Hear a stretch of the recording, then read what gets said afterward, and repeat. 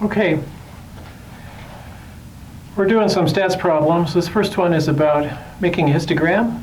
It says make a histogram using 5 classes over the interval 250 to 1500 for these data. So I have some values, and they all fall between 250 and 1500. They do. And we're going to make a histogram that covers the data by using an interval that encompasses the data. It says use 5 classes. So we're going to take the interval and divide it into 5 pieces. So first we find the interval width by taking 1500 minus 250 and getting 1250. And then we divide it into 5 equal sized parts by dividing 1250 by 5, getting 250. And break the interval into classes that wide. So I drew it here. Here's 250 to 1500. And then each of these intervals is 250 wide. So 250 to 500 is 250, 250, 250, 250, 250. So they're all equal size width, equal size widths, yes. And then we'll count how many observations fall into each class. So first I'm looking for numbers between 250 and 500. There's an added wrinkle though. What do you do with the boundary values? Suppose you got a 500, where are you going to stick it? How do you keep track? I use this notation here, 500 with a minus next to it, says the number's up to 500, but not including 500. So starting at 500, going up to 750, but not including 750, so 749 point whatever. We don't have those decimal points here, but you could in other data sets. Okay, and so we're going to look for numbers between 250 and 500. Let's see where they are. Here's one here. Here's another one here. 250 to 500. Here's another one here. So I'll just make some marks. 1, 2, 3. Values seem to be between 250 and 500. Not including 500. Then we'll go 500 to 750, not including 750. 500 to 750. And I see this guy here. So 500, just one, I guess. Then I go 750 to 1,000. 750 to 1,000. I'll make a couple squirrelies here.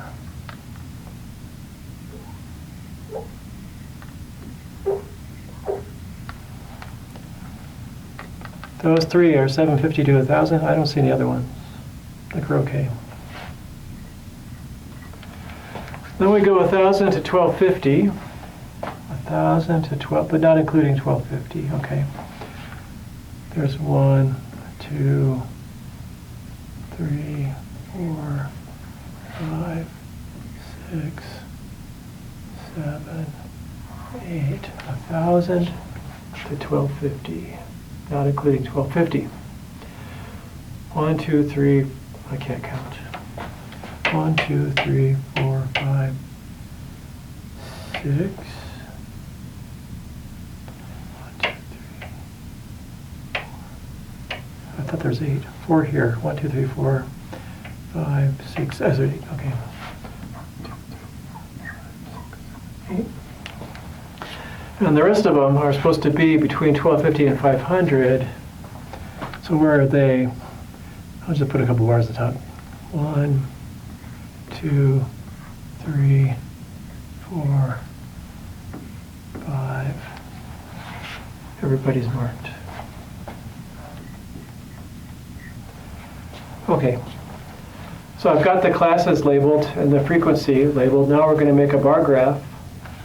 What we'll do is we'll make bars above each of these intervals that are that high. The largest number of values is 8, so we're going to make sure the vertical axis extends to 8. And we always started at 0 because we want the area of the bar to be proportional to the number of values. That's the purpose behind making them the same width as well. Width times height will give you area. If the widths are the same, then the areas, if the heights are the frequency, then the areas will be proportional to frequency. So we go over here 3, and then 1, and then 3 again, and then 8,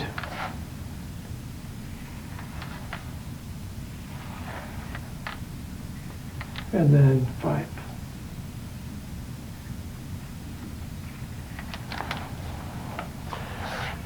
And there we have the histogram.